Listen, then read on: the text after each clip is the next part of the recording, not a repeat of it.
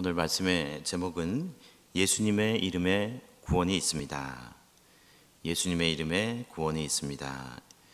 이와 같은 제목으로 하나님의 말씀을 전할 때에 하나님께서 우리에게 주시는 은혜가 있으시기를 바랍니다.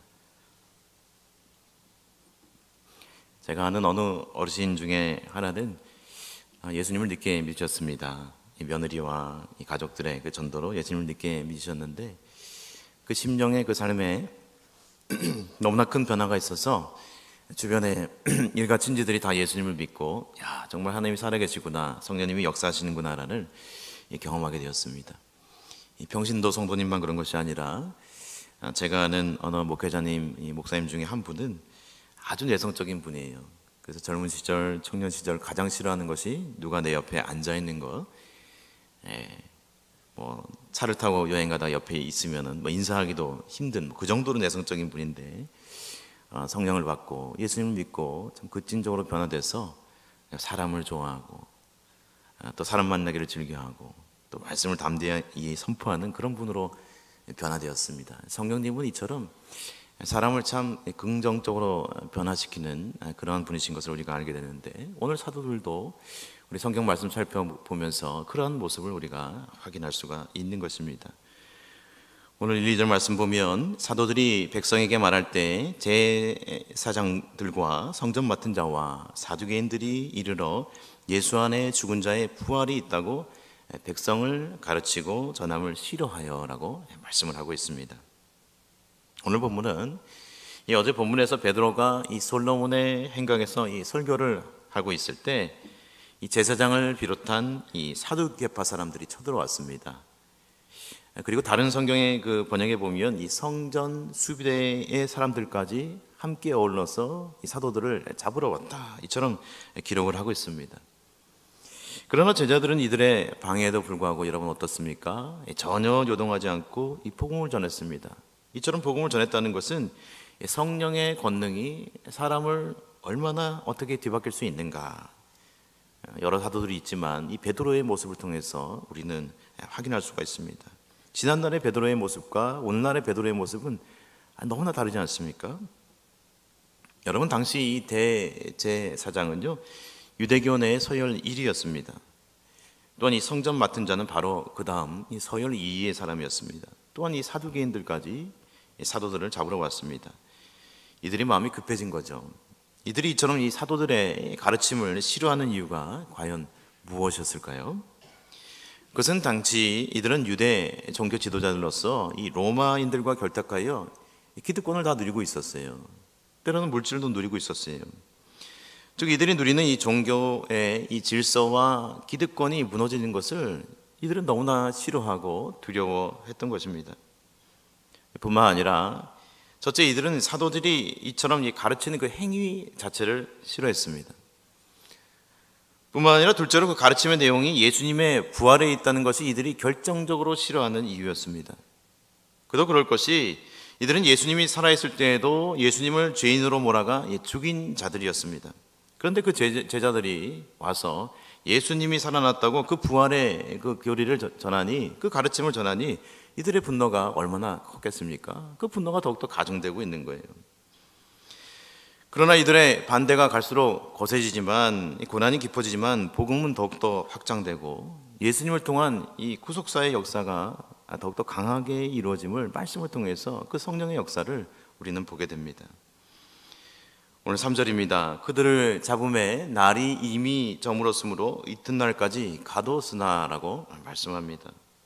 여러분, 여기서 날이 저물었다는 것은 무엇입니까? 그것은 오후 6시 이후예요. 즉 유대인들은 저녁에는 재판을 하지 않기 때문에 가두어 잡아두고 그 다음날 신문하고 재판할 수밖에 없었습니다. 그래서 제자들을 옥에 가두고 날이 새기까지를 이들은 기다리는 그런 형국을 보게 됩니다. 그런데 사도들은 이러한 이 고난 중에도 의연하게 담대하게 복음을 전함은 다음과 같은 열매로 드러나게 됩니다. 오늘 4절 말씀입니다. 말씀을 들은 사람 중에 믿는 자가 많으니 남자의 수가 약 5천이나 되었더라. 여러분, 이처럼 사도들의 말씀을 듣고 난 뒤에 회심자 중에 남자의 수만 5천이었습니다. 물론 여성과 아이들까지 포함하면 더 많은 숫자의 회심자였을 것을 우리는 상상해 볼 수가 있는데요. 이 성경의 앞에 보면 앞에 첫 설교로 이미 3,000명이 회심한 기사가 있는데 2,000명이 더해져서 총 5,000명이 된 것은 정말 놀라운 역사이죠. 즉 유대 종교 지도자들이 이들의 몸을 가두었고 이들의 입은 틀어막았지만은 이미 전한 복음으로 수많은 영혼들이 성령의 역사로 회심하였음을 이 말씀의 기록을 통해서 우리는 확인할 수가 있는 것입니다. 구원받게 됩니다. 여러분, 여기서 우리는 영적인 교훈을 얻습니다. 이 성도와 교회가 이 복음의 진리에 바로 서고 그 생명 가운데 거한다면, 즉 복음의 진리에 바로 서고 그 생명 가운데 거한다면 고난이 있고 물리적인 박해와 외압이 있다 할지라도 교회는 멸망하지 않음을 여러분 믿으시길 바랍니다. 복음은 전파됨을 여러분 믿으시길 바랍니다. 오늘날 우리는 코로나로 또 우리 개인적인 또 여러 가지 어려움 가운데 우리는 둘러싸여 있는 그런 인생이지만, 그런 삶 속에 있지만, 우리는 오늘 이 초대교회의 부흥을 통해 단순한 영적인 진리 한 가지를 접하게 됩니다.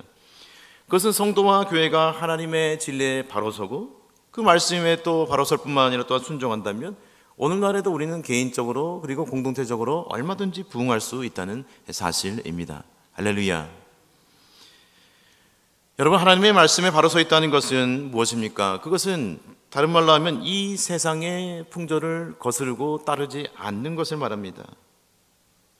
이스라엘 백성들이 타락한 가나안의 풍조를 따르면서 섬기게 되었을 때 그들은 하나님의 징계를 당하고 패망하였습니다. 그러므로 우리는 그러한 일이 없도록 하나님의 말씀 앞에 날마다 바로 서며 깨어 기도하며 교회를 사랑해야 할 줄로 믿습니다. 우리 이러한 안락의 성도님들 다 되시기를 주님의 이름으로 축원합니다. 아멘. 여러분, 또한 5절 말씀 보십시오. 모인 산헤드린 공회의 구성원이 어찌 됐는지 우리는 확인할 수가 있는데요, 말씀해 보니 이튿날 관리들과 장로들과 서기관들이 예루살렘에 모였는데 대제사장 안나스와 가야바와 요한과 알렉산더와 및 대제사장의 문중이 다 참여하며라고 말씀을 하고 있습니다. 안나스는 전임 대제사장입니다. 그리고 현 대제사장 가야바와 그리고 요한과 알렉산더 등의 지도자들이 있었고, 온 대제사장의 이 문중이 다 모인 것을 보면 이미 말씀드린 대로 당시 이 베드로와 사도들이 이 복음을 전한 이후에 이들의 충격이 얼마나 컸는지 알 수 있습니다. 다 모인 거예요. 이제 큰일 났다, 대책을 논의하자. 이들의 충격이 컸었음을 알 수가 있습니다. 이들은 이 사도들을 재판의 자리에 세웁니다. 여러분, 사도들은 지난날 예수님을 버리고 뿔뿔이 흩어졌습니다. 오합지졸과 같았습니다. 그러나 이제는 그들을 위해 고난 당하신 예수님이 서셨던 재판장에 그들이 서게 된 거예요. 얼마나 이 감개가 무량했을까요? 주님이 여기서 고난 당하셨는데 내가 그전에는 주님을 멀리 했는데 이제는 주님의 고난을 따라갑니다. 그런 심정 아니었겠습니까?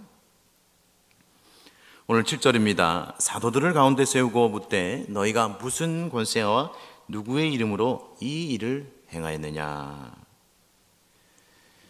여러분, 지난날 산헤드린 공회원들은 예수님에게도 물었습니다.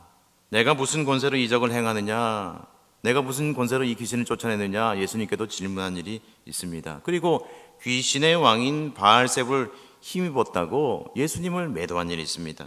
그런데 오늘 제자들에게 이런 같은 질문을 합니다. 너희가 무슨 권세와 누구의 이름으로 이 일을 행하였느냐라는 질문을 사도들에게도 합니다. 오늘 8절 말씀에 보면 베드로가 성령이 충만하여 백성의 관리들과 장로들에게 답합니다. 중요한 것은 베드로가 답할 때 성령이 충만한 상태에 있었음이 중요합니다. 성령 충만할 때 담대하게 대답할 수 있고 주님이 주시는 지혜로 답변할 수 있기 때문입니다. 베드로는 병자에게 행한 이 착한 일에 대하여 어떻게 구원을 받았냐고 질문하는 이들에게 담대하게 이처럼 대답을 합니다. 오늘 10절의 말씀입니다. 너희와 모든 이스라엘 백성들은 알라. 너희가 십자가에 못 박고 하나님이 죽은 자 가운데서 살리신 나사렛 예수 그리스도의 이름으로 이 사람이 건강하게 되어 너희 앞에 섰느니라 라고 말씀을 하고 있습니다. 여러분, 말씀드린 대로 베드로의 그 성령으로 담대함을 보십시오. 앞에 그 설교 그 서두에도 참 변화된 사람, 성령은 사람을 변화시킨다 말씀하였는데 베드로가 이처럼 담대하게 말씀을 전하고 있어요. 너희와 모든 이스라엘 백성들은 알라고 외칩니다.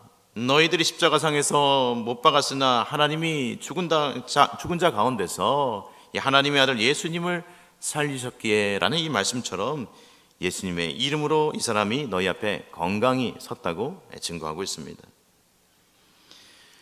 여기서 베드로는 예수님의 무죄함과 그 반대로 산헤드린 공회의 종교 지도자들의 그 악랄함과 악함을 비교하여서 만천하에 드러내고 있습니다.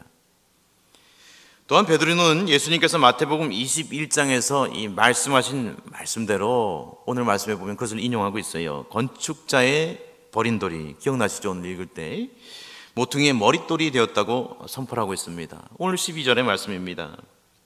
또한 또 오늘 12절의 말씀입니다. 그 뒤에 말씀입니다. 다른 이로서는 구원을 받을 수 없나니 천하 사람 중에 구원을 받을 만한 다른 이름을 우리에게 주신 일이 없음이라 하였더라. 오늘 요절입니다.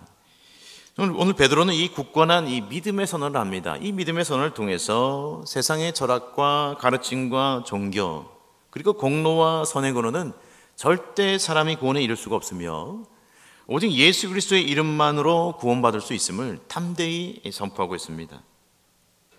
예컨대 불교는 이 죄의 업보를 자기가 해결해야 한다고 가르치지 않습니까? 구원의 길이 없기 때문에 다람쥐 쳇바퀴 돌듯이 계속해서 도는 것이에요. 그것을 윤회라고 하지 않습니까? 그 윤회의 가르침을 전합니다. 또 다른 종교들도 선행과 규례로서 내세가 있다고 가르치기도 합니다. 여러분, 그러나 이러한 종교들과 가르침에게는 결코 구원이 없음을 아셔야 합니다. 오직 예수 그리스도 안에만 구원이 있습니다. 베드로의 이런 담대함과 믿음의 선을 통해 그러나 이 공의원들의 반응은 어떠한가요? 오늘 13절과 14절입니다. 그들이 베드로와 요한이 담대하게 말함을 보고 그들을 본래 학문 없는 범인으로 알았다가 이상히 여기며 또 전에 예수와 함께 있던 줄도 알고 또 병 나은 사람이 그들과 함께 서 있는 것을 보고 비난할 말이 없는지라 명하여 공회에서 나가라 하고 서로 의논하여 이르되라고 말씀을 하고 있습니다. 여러분, 이 말씀을 자세히 지금 보셨는데요. 이 말씀 보시면 이 공회원들의 이 베드로와 요한에 대한 그런 선입견의 그 모습이 그대로 드러납니다. 유대인들의 율법의 교육을 받은 것도 아닌데, 네가 랍비도 아닌데, 그리고 베드로의 모습, 지난날 예수님과 함께 있었던 그 어부 있던 것도 이들이 익히 알았다는 그런 선입견을 이들이 가지고 있음을 여실히 드러나고 있습니다. 더 이상 사도들에게 그런데 유죄로 선고할 수가 없어 이들은 베드로와 일행을 석방하고 맙니다. 그럼에도 이들을 보내면서 위협하고 경고하기를 18절에 이 말씀과 같이 합니다. 그들을 불러 경고하여 도무지 예수의 이름으로 말하지도 말고 가르치지도 말라 하니라고 말씀을 하고 있습니다. 여러분, 그들을 위협하지만 그렇다고 이 성령 충만한 이 제자들이 뒤로 물러갈 사람들이 아닙니다. 이미 하나님의 사명을 받았기 때문입니다. 이 성령 충만한 사도들은 하나님의 앞에서 하나님의 말씀을 듣는 것이 종교 지도자들의 말보다 우선시됨을 분명히 말씀하고 있습니다. 말씀이 뭐라고 기록하고 있습니까? 이 베드로와 요한이 대답하여 이르되 하나님 앞에서 너희의 말을 듣는 것이 하나님의 말씀을 듣는 것보다 옳은가 판단하라. 할렐루야. 사도들은 지금 하나님 말씀 앞에 있는 거예요. 위협을 당해도 고난을 당해도 하나님의 말씀 앞에 늘 서 있는 그런 사도들의 모습을 우리는 영적인 교훈으로 오늘 받게 됩니다. 여러분, 타락한 이 종교인이나 성도나 지도자는 하나님보다 사람을 두려워합니다. 그러나 하나님을 두려워하고 경외하는 지도자는 사람을 두려워하지 않습니다. 여러분, 이와 반대로 하나님의 말씀하신 사람의 요구만을 따르고 그리고 두려워하는 자는 참된 지도자요 성도가 아닐 것입니다. 그래서 갈라디아서 1장 10절은 말씀합니다. 이제 내가 사람들에게 좋게 하랴, 하나님께 좋게 하랴, 사람들에게 기쁨을 구하랴, 내가 지금까지 사람들의 기쁨을 구하였다면 그리스도의 종이 아니니라 라고 말씀합니다. 하나님의 기쁨을 구하는 사도들은 사람을 두려워하지 않고 이처럼 계속해서 이 복음을 전하는데요. 오늘 20절의 말씀입니다. 우리는 보고 들은 것을 말하지 아니할 수 없다 하니. 그들의 마음에 성령의 증거가 있는 거예요. 불이 있는 거예요. 사명이 있는 거예요. 전하지 않고는 견딜 수 없는 그들의 불붙는 심령을 우리는 확인할 수가 있습니다. 여러분, 예수님을 믿으시고 혹 이 구원의 진리를 홀로 가지고 계신 분 있으십니까? 그럴 수 있습니다. 나는 내성적이어서 복음을 전하기에 좀 부족합니다. 그런 분 계실 수 있어요.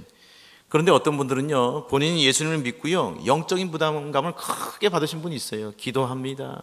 그리고 주변 일가 친지들, 친구들 다 기억하고 또 올 때마다 하나님께서 주시는 부담감으로 이 땅을 치면서 기도합니다. 그리고 때때로 복음을 전합니다. 고난이 있고 핍박이 있고 결실이 없어도 계속해서 복음을 전한 분들이 있어요. 이런 분들은 하나님께서 사명을 주신 거예요. 그렇죠? 그 영혼 구원의 열정을 주시는 거예요. 이 마음에 불이 붙어 있는 분들은 그래서 가만히 있으면 안 됩니다. 그 불을, 이 성령의 불을 사용하여서 전도하고 복음을 전해야 합니다. 고린도전서 9장 16절을 이 현대의 새로운 번역으로 읽어보면 이러합니다. 내가 복음을 전할지라도 그것이 나에게 자랑거리가 될 수 없습니다. 나는 어쩔 수 없이 그것을 해야만 합니다. 내가 복음을 전하지 않으면 나에게 화가 미칠 것입니다. 이 복음을 전해야 한다 하는 것을 오늘 말씀은 기록합니다. 바라기는 주님 앞에 서는 날까지 신실하게 이 복음을 전할 수 있는 우리 안락의 성도님들 다 되시기를 주님의 이름으로 축원합니다. 아멘. 우리 이 아침에 우리 선포된 말씀, 묵상한 말씀 기억하면서